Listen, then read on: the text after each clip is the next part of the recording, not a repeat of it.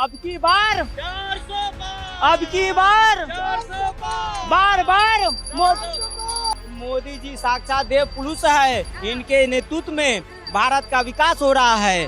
कांग्रेस के काल में सरबजीत को पाकिस्तान से ये वापस नहीं ला पाए और मोदी जी आज 8 को वापस लेके आ गए। ये पाकिस्तान ने जो कब्जा किया है कश्मीर पे, इसको हम लोग वापस लेंगे।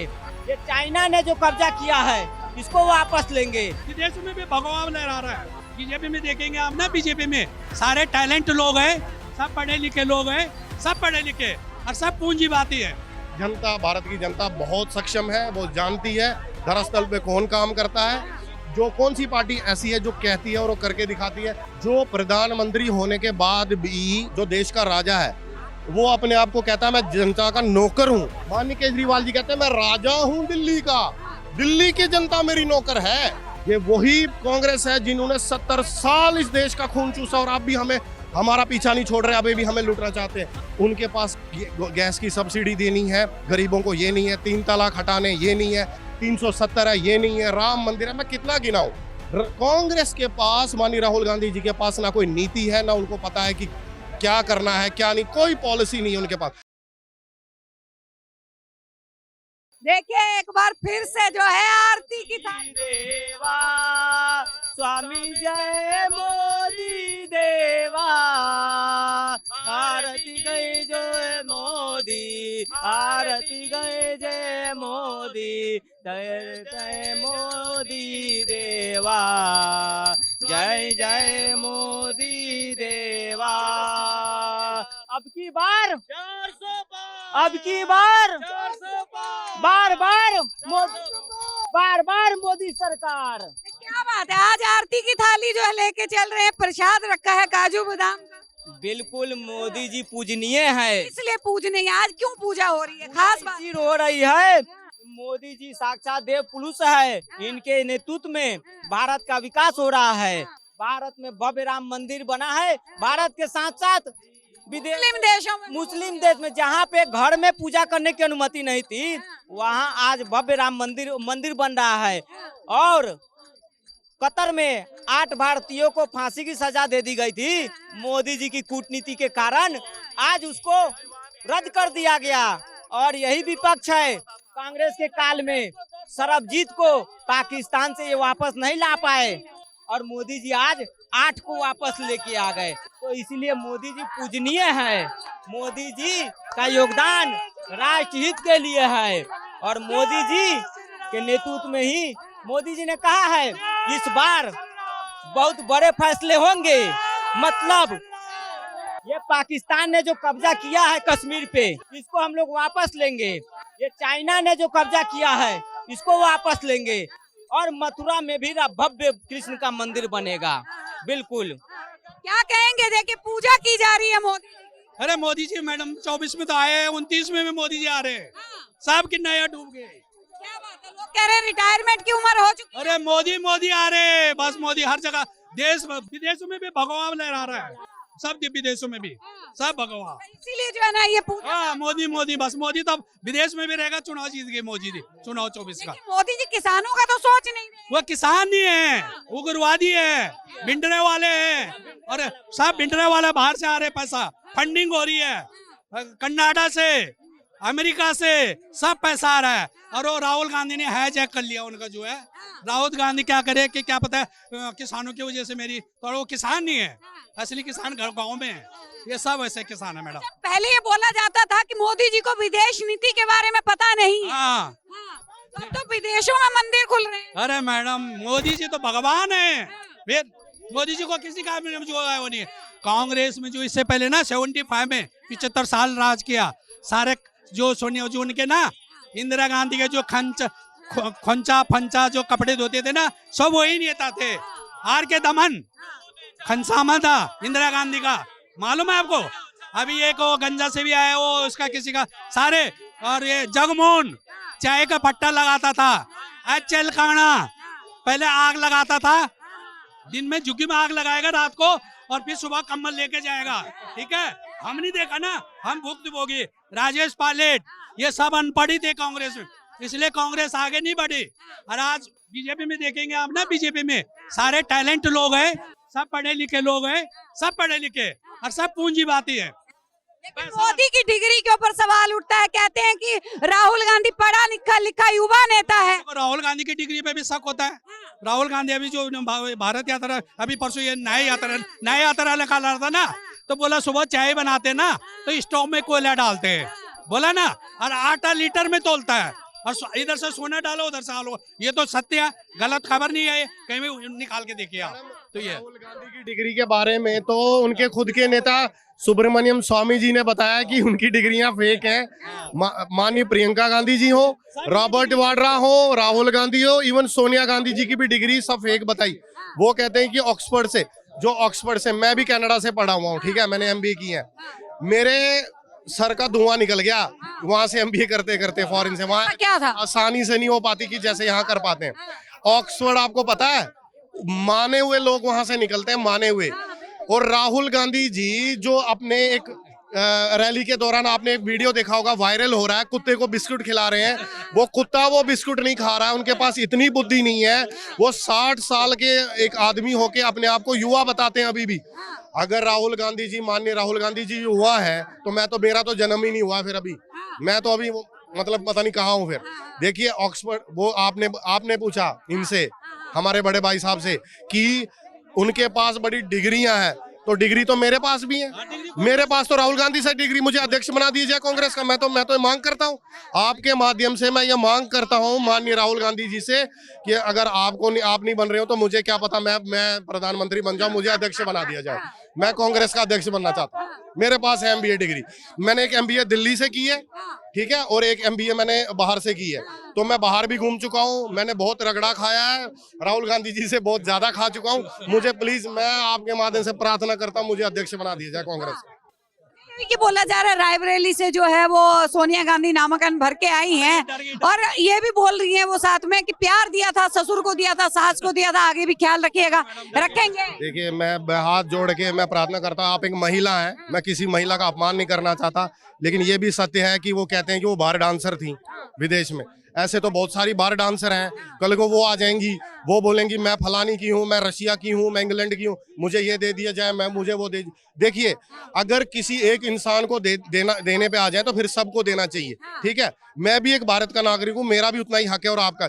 आप और मैं चलते हैं दोनों भाई बहन, अभी हम किसी की गाड़ी जलाते हैं, किसी मकान में आग लगाते हैं, हम भी अपनी मांग मांगेंगे, हमें जो देखिए, अगर आप नाजायज अपनी मांग अपने माता पिता से भी करेंगी ना, वो भी शायद आपको नहीं देंगे, ठीक है। जब अपने पिता से कोई चीज मांगी जाती है ना, तो उसके गाल पे थप्पड़ नहीं मारा जाता कि मेरे बाप मुझे ये क्यों नहीं दे रहा, उसके पैरों में प्रणाम किया जाता है, माता से प्रणाम किया जाता है कि माँ मुझे ये दे दे। वैसे ही हमारे माननीय प्रधानमंत्री जी सबके प्रधानमंत्री, वो एक पिता की पदवी पे है हमारे लिए, पिता तुल्य है। तो अगर मुझे उनसे तो मैं उनके सामने हाथ जोड़ूंगा, ना कि मैं आगजनी करना शुरू कर दूंगा। वैसे इन किसानों को भी करना चाहिए था, वैसे किसी भी व्यक्ति को करना चाहिए। मैं सिर्फ किसानों की बात नहीं करता, वैसे तो वो किसान है नहीं, विपक्ष के टट्टू हैं वो। तो देखिए, वो ये ऐसे किसान हैं जो 2-3 महीने पहले जाग जाते हैं चुनाव आने से पहले। तो सब जनता समझती है, आपके माध्यम से लाखों करोड़ों लोग मुझे देख रहे हैं, मैं आपके माध्यम से कहना चाहता हूँ, जनता, भारत की जनता बहुत सक्षम है, वो जानती है धरातल पे कौन काम करता है, कौन फ्रॉड है, कौन सी पार्टी ऐसी है जो कहती है और वो करके दिखाती है। ना मैं किसी का नाम लेना चाहता, ना मैं कुछ, जनता सब जानती। एक अंतिम सवाल जो है वो और लेती हूँ, दिल्ली की राजनीति को लेके जो है वो नोटिस आया हुआ है, पेश होना पड़ेगा मुख्यमंत्री अरविंद केजरीवाल को, और इसके बाद 19 तारीख को फिर से ईडी के सामने जो है, जो कि उनको 6ठा समन मिला है, उसके तहत भी होना पड़ेगा। क्या लगता है अब की बार डरेंगे क्या, क्योंकि अरविंद केजरीवाल अब तक तो डरे नहीं। देखिए, मुझे तो ये समझ में नहीं आता, एक तरफ माननीय प्रधानमंत्री जी हैं, जो प्रधानमंत्री होने के बाद भी जो देश का राजा है, वो अपने आप को कहता है मैं जनता का नौकर हूं, मैं आप लोगों का सेवक हूं 150 करोड़। और माननीय केजरीवाल जी क्या कहते हैं? माननीय केजरीवाल जी कहते हैं मैं राजा हूं दिल्ली का, दिल्ली की जनता मेरी नौकर है। तो आप फर्क देख रही हैं, आप फर्क देख रही हैं दोनों में। तो जो देखिए, अकड़ तो रावण की भी नहीं बची, उससे बड़ा महारथी इस धरती पे पैदा नहीं हुआ। महादेव का वरदान है उसको कि तेरे से बड़ा वक्त ना मेरा हुआ ना होगा, ना भूतो ना भविष्यति। उसका भी हाल क्या हुआ, एक ही गलती से माता सीता को उठा के ले गया। उसका क्या हाल हुआ। तो ये केजरीवाल जी और आप और मैं, हम तो किसी गिनती में ही नहीं है। केजरीवाल जी तो ईडी को ऐसे वो दे रहे हैं तारीख है कि मैं 17 को पेश होगा। वो ये कह रहे हैं कि बीजेपी का जो है एजेंडा है मुझे गिरफ्तार करवाने का, ताकि मैं लोकसभा चुनाव का प्रचार प्रसार ना। तो माननीय केजरीवाल जी तो पहले भी कई बार गिरफ्तार हो चुके हैं कांग्रेस के राज में, उनको किस बात का डर है। मैं तो कहता हूँ वो जब मुख्यमंत्री नहीं थे वो तो कहते थे मेरे लिए बड़ी गर्व की बात है जेल में डालना, कि देखिए मुझे सरकार जेल में डाल रही है, मैं सच्चाई बता रहा हूँ। तो अगर आप सच्चे हैं आप जेल जाइए ना, महात्मा गांधी भी जेल गए थे, नेहरू, आपको तो फटाफट जेल जाना चाहिए है। और वो कृष्ण जी को केजरीवाल जी बहुत मानते हैं, आप उनसे भी पूछिएगा, वो कहते हैं मैं कृष्ण भक्त हूँ। तो भगवान कृष्ण का तो जेल में जन्म हुआ था, उससे ज्यादा पवित्र तो कोई जगह ही नहीं है। केजरीवाल को तो शीघ्र से शीघ्र जेल जाना चाहिए, वो क्यों भाग रहे हैं जेल से। देखिए जो इसके मन में चोर होता है ना, मैं आपके माध्यम से बताना चाहता हूँ, वही डरता है, उसी के मन में डर होता है। जो सत्य पे होता है ना वो कभी नहीं डरता, वो कहता है मुझे गोली मार दो, मुझे जेल ले जाओ। जेल जाने से वो इसलिए डर रहे हैं क्योंकि उन्होंने शीश महल अपना खड़ा कर दिया है। हर महीने वो अमेरिका जाते हैं और जब उनसे सवाल पूछा जाता है आप अमेरिका क्या करने जाते हैं, तो कहते हैं मैं दिल्ली का मुख्यमंत्री हूँ, मैं जाऊंगा। पैसा कहाँ से लाता भाई तू। माननीय प्रधानमंत्री जाते हैं तो मैं भी जाऊँ। अरे वो देश का राजा है, उसने जाना है, उसकी डीलिंग्स है बाकी नेताओं से, प्रधानमंत्री से, किसी देश के राष्ट्रपति से या उसके जो केंद्र में मंत्री हैं उनका जाना बनता है। तेरा क्या मतलब बनता है, तेरा तुझे क्या करने जाना है। तू दिल्ली का छोटे से, दिल्ली तो पूरा राज्य भी नहीं है, पूरा राज्य भी नहीं, तेरा क्या मन अमेरिका जाना। और परिवार के समय पैसे कहाँ से आते हैं घूमने फिरने, और फिर कहते हैं मैं ईमानदार हूँ। लाखों करोड़ों लोगों पे तू अय्याशी कर रहा है, मकान बना रहा है, तूने इतनी प्रॉपर्टी खड़ी कर दी है, उसके बाद तू कहता है। यही माननीय केजरीवाल जी का पार्षद तारिक हुसैन, जो ये इसी दिल्ली में पूर्वी दिल्ली का पार्षद था, उसके छत से बम और वो पेट्रोल बम फेंके गए थे लोगों पे उसने। मैं आपके माध्यम से भारत की जनता को बताना चाहता हूँ, हमारे भारत के लोग क्या भूल जाते हैं, लेकिन मैं भूलने नहीं दूंगा। मैं आपके चैनल के माध्यम से बार बार ये बताता रहूंगा और अपनी जनता को बता रहूंगा, ये वही केजरीवाल है, ये वही कांग्रेस है जिन्होंने 70 साल देश को, खबरदार भारत की जनता, ये वही कांग्रेस है जिन्होंने 70 साल इस देश का खून चूसा और आप भी हमें, हमारा पीछा नहीं छोड़ रहे, अभी भी हमें लूटना चाहते हैं। सतर्क हो जाइए। मैं नहीं कहता आप किसको वोट दिए, लेकिन आप समझदार हैं कि कौन सा व्यक्ति ऐसा है जो कहता है जो 370 हटाऊंगा तो हटाई, जो कहता है राम मंदिर बनाऊंगा तो बनाया, जो कहता है 35 से हटाऊंगा तो हटाया, जो वो कहते हैं वो करते हैं। तो ये सवाल करते हैं कि ये बोला था 15 लाख जो है वो करूंगा, 2 करोड़ जो है वो रोजगार दूंगा मोदी जी, उसमें भी बिल्कुल मैं कहता हूँ रॉबर्ट वाड्रा जी पेश हो जाए, केजरीवाल जी पेश हो जाए, सोनिया गांधी जो 70 साल तक इन्होंने लूटा है, ये अपने आप सब कुछ वापस कर दे, सबको 15-15, आपको भी और मुझे भी, दोनों भाई बहन मजा करेंगे, हमें भी 15-15 लाख मिल जाएंगे। हाँ, मैं थार गाड़ी जाते ही ले लूंगा, ये फटाफट कांग्रेस ही पेश हो जाए, जेल चले जाएं और मैं अपना थार खड़ी कर दूंगा, मैं भी घूमूंगा। फिर सवाल जो है वो और है कि अगर बात करें तो कांग्रेसी नेता माकन का एक बयान जो है, उन्होंने प्रेस कॉन्फ्रेंस करी और उसके जरिए उन्होंने बताया कि यूथ कांग्रेस के बहुत सारे अकाउंट जो है वो सीज कर दिए गए हैं और ये जानबूझ के केंद्र सरकार ने। यूथ कांग्रेस, देखिए यूथ कांग्रेस का तो कोई फ्यूचर ही नहीं है, तो यूथ कहाँ से आ गया। कांग्रेस का है ना कन्हैया कुमार जैसे लोग, कहाँ है कन्हैया कुमार जैसे लोग, आप मुझे बताइए। एक चंद्रशेखर रावण भी होता था, ये चंद्रशेखर और कन्हैया नाम से कोई रावण नहीं बन जाता, कोई शिव का भक्त नहीं बन जाता। उस रावण ने कार्य भी वैसे ही किए थे। आपने क्या किया, आप बोलते हैं मैं रावण हूं, मैं शेड्यूल कास्ट हूं, लेकिन आपने रावण ब्राह्मण का नाम रख लिया। ठीक है, मेरे लिए सब सनातनी बराबर है, शेड्यूल कास्ट हो, कोई भी किसी भी जात का हो, लेकिन आप कार्य भी तो कुछ कीजिए।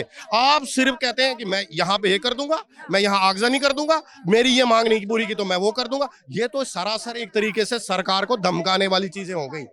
तो जब आप देखिए, आप कहते हैं हम गांधी के पुजारी हैं, जितने विपक्ष के नेता उन्होंने अपने, ये तो गांधी भी नहीं है लेकिन उन्होंने अपने नाम के पीछे गांधी लगाया ना। तो महात्मा गांधी तो ये क्या करते थे, अहिंसा परमो धर्म। पहला तो उनका यही था कि अहिंसा करो। तुम तो हिंसा कर रहे हो, हर चीज में तुम्हारे हिंसा, तो तुम ना तो गांधी को मानते, हिंसा कर रहे हैं। राहुल गांधी भारत जोड़ो न्याय यात्रा निकाल रहे हैं, मोहब्बत की दुकान खोल रहे हैं, आप कह रहे हैं हिंसा कर रहे हैं। मोहब्बत की दुकान उन्होंने खेली है, लेकिन बैंकॉक में। हर महीने राहुल गांधी जी बैंकॉक जाते हैं। उनको आपके माध्यम से मैं पूछना चाहता हूं कि वो बैंकॉक क्या करने जाते हैं। हाँ, मुझे ये जानना, मैं भी चलूंगा उनके साथ अगली बार, मुझे भी वो लेके जाए। मैं आपके माध्यम से प्रार्थना करता हूँ, एक बार मैं भी जाना चाहता हूँ बैंकॉक, और मुझे देखना है कि माननीय राहुल गांधी जी क्या करते हैं वहां जाके। ये है उनकी मोहब्बत की दुकान। और दूसरी उनकी मोहब्बत की दुकान ये है कि वो ये कहते हैं कि मैं जनेऊधारी ब्राह्मण हूँ, जो कोर्ट पे जनेऊ पहन के आ जाता है। ये उनकी मोहब्बतें हैं। वो अपने कार्यकर्ता को वो बिस्कुट खिलाते हैं जो कुत्ता भी नहीं खाता। ये उनका ये बताता है कि मोहब्बत कुछ नहीं है। उनके पास कोई नीति नहीं है कांग्रेस के पास।